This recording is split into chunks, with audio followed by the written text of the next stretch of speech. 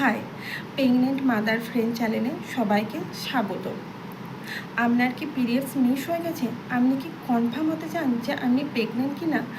তাহলে pregnancy test কোন সময় করবেন এবং পিরিয়ডস মিস হওয়ার কতদিন পর প্রেগনেন্সি টেস্ট করলে সঠিক রেজাল্ট পাবেন, আজকে সেই বিষয়ে বলবো।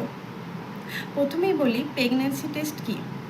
প্রেগনেন্সি টেস্ট হলো আপনি যখন প্রেগনেন্ট হন তখন আপনার ব্লাডে এবং ইউরিনে এসিজি নামক একটি হরমোনের লেভেল খুব তাড়াতাড়ি বাড়তে থাকে। প্রেগনেন্সি টেস্টে এই হরমোনের লেভেলকেই চেক করে দেখা যায় যাতে আপনি কনফার্ম হন যে আপনি প্রেগনেন্ট। পিরিয়ডস মিস হওয়ার কতদিন পর প্রেগনেন্সি টেস্ট করবেন? আপনার পিরিয়ডস যদি প্রত্যেক মাসে রেগুলার হয় তাহলে পিরিয়ডসের ডেটের 7 থেকে 8 দিন পর টেস্ট করে দেখবেন। যদি তাড়াহুড়োবশত 3-4 দিন পর টেস্ট করেন তাহলে অনেক সময় সঠিক রেজাল্ট দেয় না, তাই পিরিয়ডসের ডেটের 7 থেকে 8 দিন পর টেস্ট করে দেখবেন।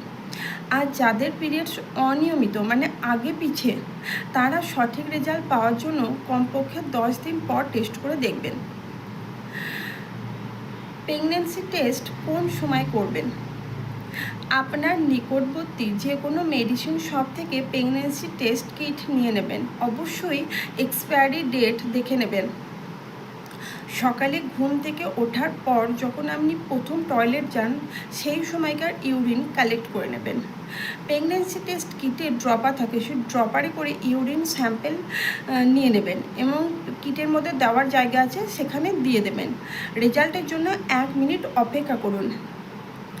যদি আপনার প্রেগনেন্সি টেস্ট কিটে একটি পিঙ্ক লাইন আসে তাহলে জানবেন আপনার রেজাল্ট নেগেটিভ, মানে আপনি প্রেগনেন্ট নন।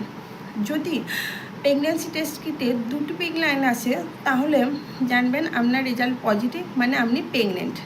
যদি খুব হালকা পিঙ্ক লাইন আসে তাহলে 3-4 দিন পর আর একবার করিয়ে নেবেন।